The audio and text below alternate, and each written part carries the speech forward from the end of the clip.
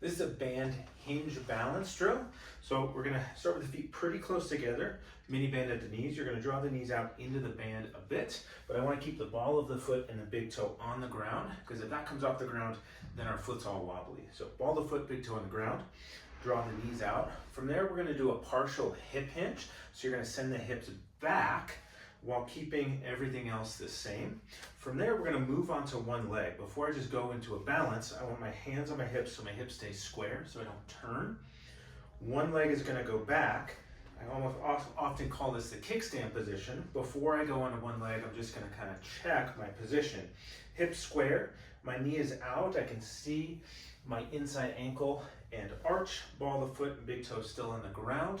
Back is reasonably flat. And then I'm just gonna take my leg off and maybe push into the band with the leg that's now floating just a bit more. And I'm gonna hold this position. You're gonna start to wobble a little bit. I want you to keep the ball of the foot and big toe on the ground, but your weight is pretty centered from heel towards the forefoot. And I'm kind of reaching and sitting my hips back to feel some work in the glute back pocket area of the stance leg. And then we're gonna hold for time, typically at least 45, 60 seconds, sometimes up over a minute, to build some endurance and control in this position.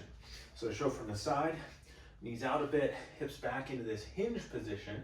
So hips back, not knees forward. And then I'm just gonna come here, check my position, knee drawing out, and then I'm gonna balance, keeping ball of the foot and big toe on the ground while I'm still reaching my hips back. And you can play around with that position. If I reach back a little more, I feel it more in the glute. I'll show this leg. So I now feel that quite a bit here. If I come up, I still feel it. And then you can kind of play with that. It's a little more of a dynamic motion.